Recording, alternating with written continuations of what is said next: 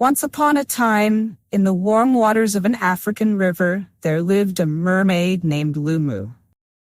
She stood out greatly among mermaids from other rivers because she was very, very plump. While other mermaids sang gracefully on the rocks, Lumu preferred to spend her time in the shade, feasting on seaweed, sweet river berries, and small aquatic creatures. Everyone respected and feared Lumu. Even the crocodiles made sure not to anger or disturb this formidable mermaid. Each day began the same way. Lumu would slowly swim out to the wide, calm stretch of the river, lying on her back while fish, shrimp, and eels swam around her, inevitably becoming her breakfast, lunch, and dinner. The other mermaids, who occasionally swam by to visit her, would warn, "Lumu, you're eating too much fish. Soon there will be nothing left in the river." Lumu would just laugh and reply, "Oh, come on. The river is so big and I'm the only one here." But one day something changed. The warmth of the sun and the rustling of the leaves as usual promised a quiet day. But suddenly loud shouts came from the shore. "How is this possible? Empty again. Damn river." Lumu swam closer, cautiously peering out from beneath the water. On the shore, a fisherman stood, waving his fishing rod. Tall and thin, he looked as though he might swallow his rod in frustration any moment. It was Tumani, the best fisherman in the village, respected by all. But now his face was twisted with anger. "What's going on here? Yesterday, nothing. The day before, nothing. And today, no tails, no scales." Lumu snorted. "Oh, as if he's the only one missing fish. I always want more, but I don't complain. Who's there?" Tumani jumped in surprise, grabbing a large stone. Lumu surfaced halfway, and Tumani recoiled, dropping the stone. "A mermaid? A real one?" His eyes widened in disbelief. Who else would it be? Lumu smiled, flicking her tail through the water and splashing Tumani. "What are you shouting for?" The fisherman, recovering from the shock, looked at Lumu closely and squinted. "So you're the one who ate all the fish?" Lumu feigned outrage. "Me? How dare you?" "Who else could it be?" Tumani interrupted.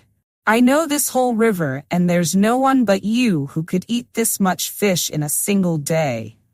Lumu pouted and draped long strands of seaweed over her eyes, as though they were her hair.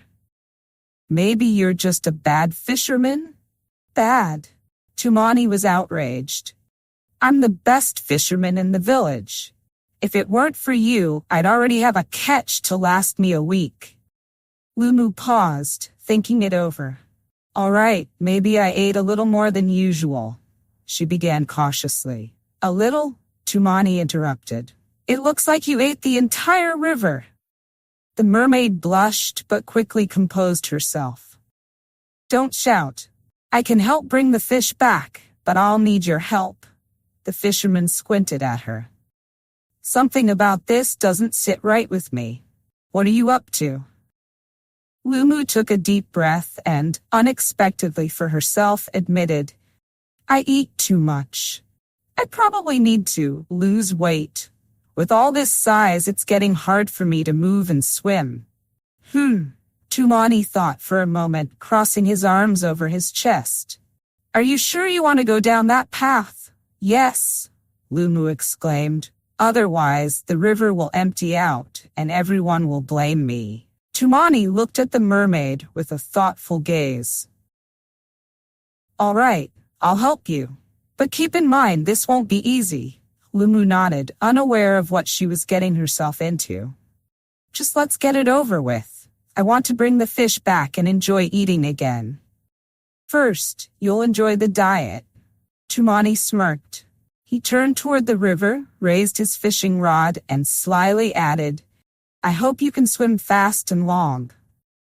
Lumu didn't quite understand why he said that, but something deep inside her told her that soon her old way of life would be over. Tumani turned out to be a serious mentor. From the early morning, he stood on the shore, clapping his hands. Lumu, lift that tail. We've got a lot of work ahead. The mermaid lazily emerged from the water. Already? But I haven't even had breakfast yet. Forget about breakfast, Tumani said sternly. Your breakfast today is exercise. Lumu squinted skeptically.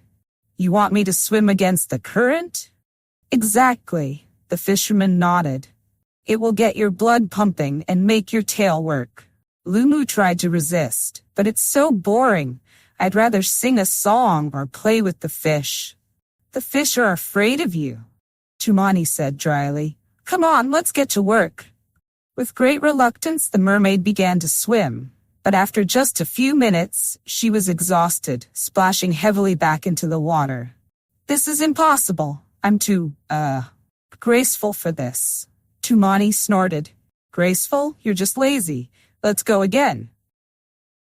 The mermaid had no choice but to obey, though her frustration was growing.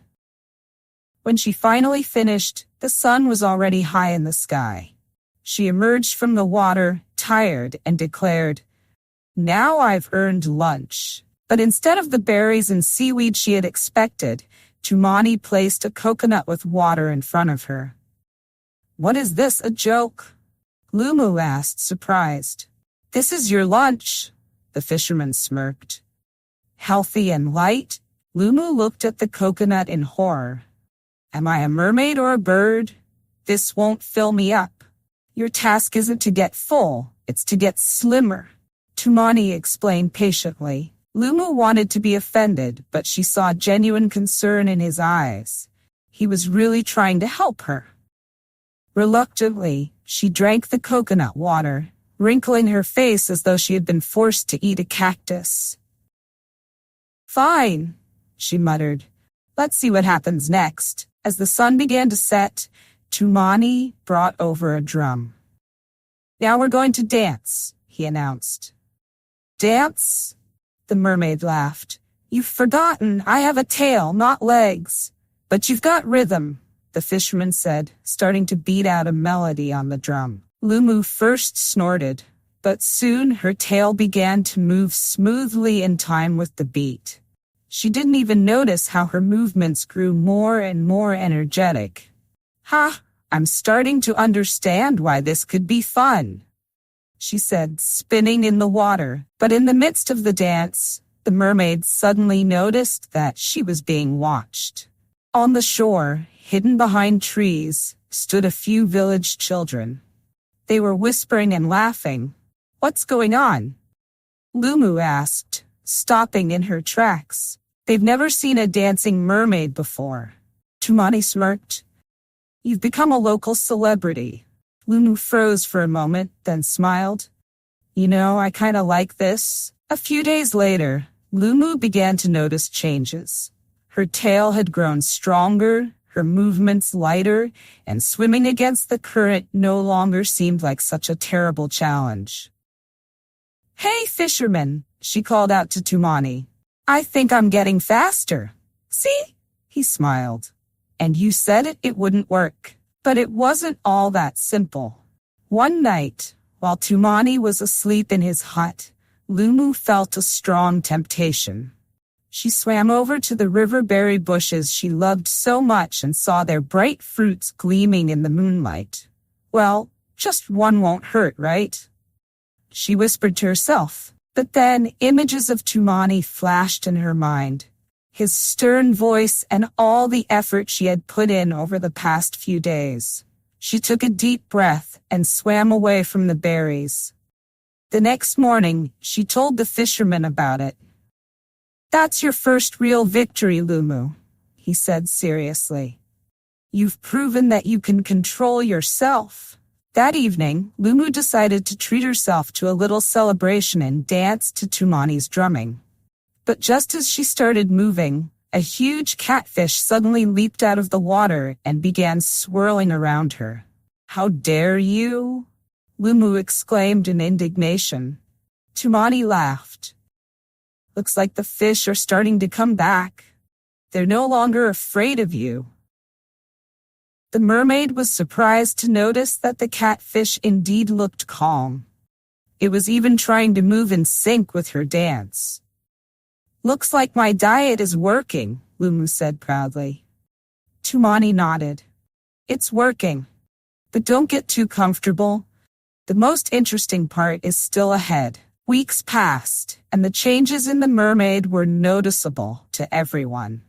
Lumu no longer lazily lay on the shore, dreaming of lavish feasts. She easily swam against the current, danced in the water, and even started helping Tumani catch fish, her movements driving them into the nets. But with success came challenges.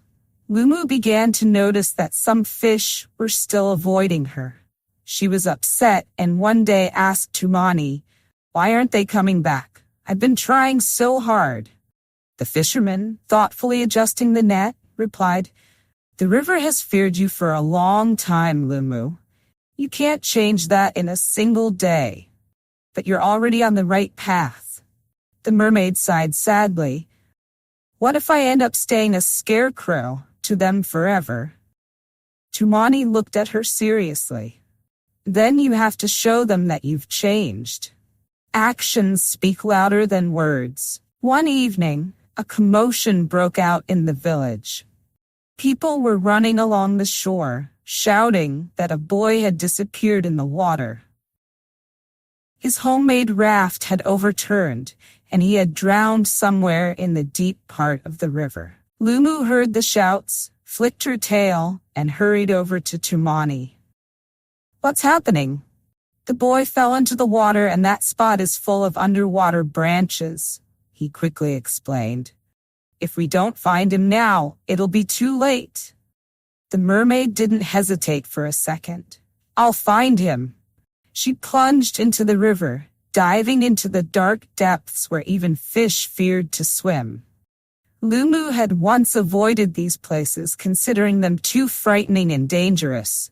But now fear gave way to determination. She carefully scanned the riverbed, swimming past old trees and stones until she finally spotted the boy, trapped among the branches. He was frightened, but still breathing. "Hold on, little one," Lumu said gently, carefully freeing him. When she brought the boy to the surface, the people on the shore cried out in joy. The boy's mother ran over, hugging her son and crying with happiness. "You saved him, Lumu," said Tumani, standing nearby. "Now you've definitely proven you can be the protector of the river." After that event, everything changed. The fish no longer feared Lumu. They swam around her, greeting her as she danced in the water. The villagers brought her treats, light and healthy, to support her new image. Lumu felt better than ever. She had learned not only to take care of the river, but also to take joy in her efforts. "You're a true guardian now," Tumani said one day, sitting on the shore. The mermaid smiled. "And you're a true friend. I could never have done it without you." From that day on, Lumu became the symbol of the river. Children shared her story, and the fish no longer swam away in search of peace. Lumu proved that even those who once only thought of themselves could become heroes, if they found the strength to change. May your life be full of joy and limitless possibilities. Thanks for watching. Be sure to share your opinion, and don't forget to write a comment. Subscribe to my channel. See you in the next video.